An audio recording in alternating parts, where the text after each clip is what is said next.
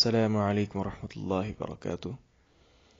اکثر سائلین کی طرف سے سوال ہے کہ کون سا وسیلہ جائز ہوتا ہے اور کون سا ناجائز ہے، یعنی کس وسیلے کے ساتھ ہم اللہ تبارک و تعالیٰ کو پکار سکتے ہیں۔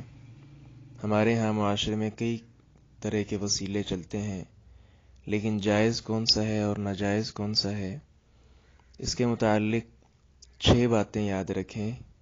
6 قسم کے وسیلے جو شریعت میں جائز ہیں، اختصار کے ساتھ میں ذکر کرتا ہوں۔ پہلا وسیلہ ہے اللہ تبارک و تعالیٰ کے اسماء کا، اللہ کے ناموں کے ساتھ وسیلہ پکڑنا۔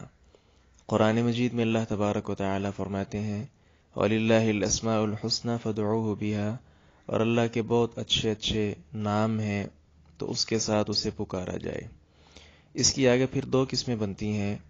ایک قسم ہے مطلق اسماء، یعنی کوئی بھی اللہ کا نام لے کر آپ کوئی بھی دعا کر لیں، جیسے حدیث رسول میں ہے اسألک بکل اسم هو لک سمیت بہ نفسک، اے اللہ میں آپ کے ہر اس نام کے ساتھ سوال کرتا ہوں جو بھی آپ نے اپنا نام خود رکھا ہے۔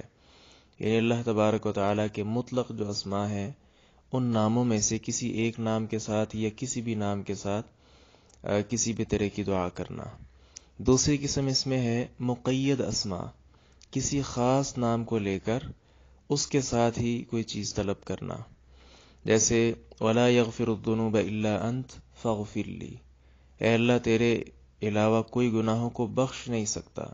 تو یہاں اللہ تبارک و تعالیٰ کی صفت غفور کہ اللہ تبارک و تعالیٰ بہت بخشنے والا ہے، اس بخشش کو لے کر پھر آگے بخشش کا سوال کیا۔ تو یعنی خاص اسم لے کر، خاص نام بول کر اسی کے موافق کوئی چیز اللہ تبارک و تعالیٰ سے طلب کرنا، یہ ہے ایک قسم۔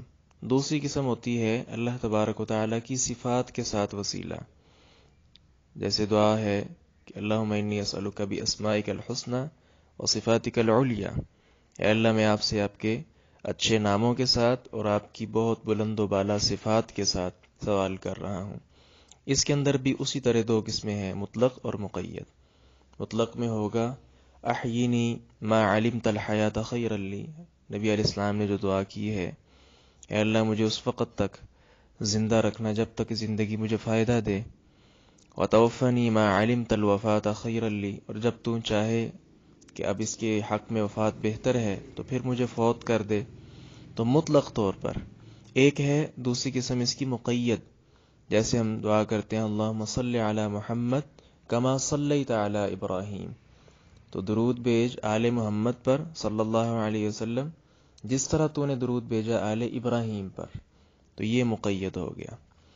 تیسری قسم وسیلے کی ہوتی ہے اللہ اور اس کے رسول پر ایمان کی وجہ سے، کہ اللہ چونکہ میں تجھ پر ایمان لایا ہوں، تیرے رسول پر ایمان لایا ہوں، اب میرا یہ کام کر دے، جیسا کہ قرآن مجید میں ہے اللہ تبارک و تعالیٰ سے جو مومنین کی دعا ہے ربنا اننا سمعنا منادیا ینادی للایمان، اے اللہ ہمارے رب ہم نے ایک منادی کو سنا ہے، آواز دینے والے کو۔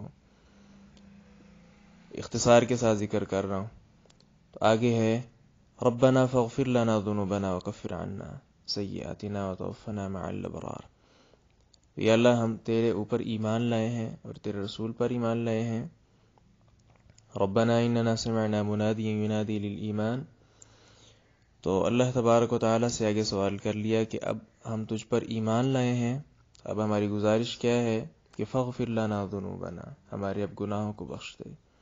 تو چونکہ یا اللہ ہم تجھ پر ایمان لائے ہیں، تیرے رسول پر ایمان لائے ہیں، اس بدولت تو ہمیں بخش دے۔ تو یہ تیسرا جائز وسیلہ ہو گیا۔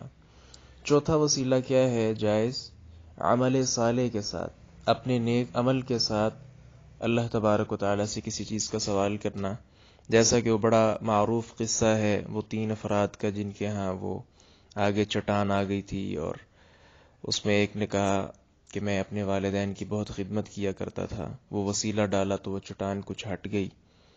دوسرے نے اپنی عفت کا تذکرہ کیا، اور اسی طرح تیسرے نے اپنی وفا کا تذکرہ کیا، یعنی اپنے نیک اعمال اللہ تبارک و تعالیٰ کے سامنے رکھے اور وہ چٹان جو ہے وہ وہاں سے دور ہو گئی۔ تو اپنا نیک کوئی بھی عمل اللہ تبارک و تعالیٰ کے سامنے پیش کرنا کہ اللہ آج مجھ پر یہ مصیبت ہے اور میں نے یہ کام اگر تیری ہی رضا کے لیے کیا تھا اور بڑے خالص ہو کر یہ کام کیا تھا تو آج اس وجہ سے یہ مصیبت ہم سے دور کر دے. تو یہ جائز وسیلہ چوتھا ہو گیا. پانچواں کیا ہوتا ہے؟ اپنی بیماری یا کوئی بھی تنگ حالی اللہ تبارک و تعالیٰ کے سامنے بیان کرنا، جس طرح موسیٰ علیہ السلام نے کہا تھا ربی انی لما انزلت الی من خیر فقیر. اسی طرح زکریا علیہ السلام نے کہا تھا ربی انی وہن العظم منی واشتعل الرأس شیبا ولم اکن بدعائک رب شقیا. تو یہ اللہ تبارک و تعالیٰ کے سامنے اپنی حالت بیان کی ہے موسیٰ علیہ السلام نے. اسی طرح زکریا علیہ السلام نے اپنی بیماری بیان کی ہے.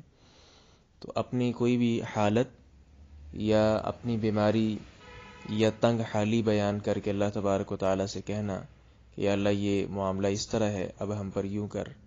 اس کی تیسری مثال آپ وہ لے لیں، نبی علیہ السلام جب خطبہ دے رہے تھے وہ صحابی رسول آئے اور اپنا حال بیان کیا کہ اس وقت بارش کی بہت زیادہ قلت ہے، قحط سالی ہے.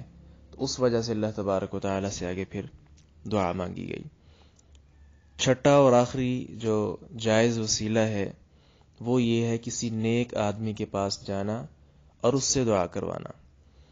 رسول اللہ صلی اللہ علیہ وسلم کا وہی قصہ جو میں نے پہلے بیان کیا کہ وہ آدمی نے آ کر کہا دوران خطبہ ہی ہلاکت الاموال، مال ہلاک ہو گئے ہیں وغیرہ وغیرہ. تو آپ صلی اللہ علیہ وسلم سے، آپ چونکہ نیک آدمی ہیں، ہمارے رسول ہیں، تو اس نے آپ صلی اللہ علیہ وسلم سے دعا کی درخواست کی ہے. اور یہاں یہ بات یاد رکھیں کہ جو آدمی زندہ ہے، دنیا کے اندر موجود ہے، آپ کی اس سے ملاقات ہوتی ہے، اس آدمی کے وسیلے کے ساتھ اللہ تبارک و تعالیٰ سے سوال جائز ہے. لیکن وہ بھی یہ نہیں کہ میں فلاں بندے کے صدقے تجھ سے سوال کر رہا ہوں، نہیں، بلکہ اس کے پاس جا کر اسے کہیں کہ ہمارے لیے دعا کرے. جس طرح رسول اللہ صلی اللہ علیہ وسلم کی موجودگی میں صحابہ کرام آپ کے پاس آتے. لیکن یہاں یہ بات یاد رکھیے جب آدمی فوت ہو جاتا ہے وہ جس قدر بھی نیک ہو، پھر اس کے وسیلے سے آپ ہر صورت کسی بھی شکل میں دعا نہیں کر سکتے. صحابہ کرام کا عمل ہی دیکھیے.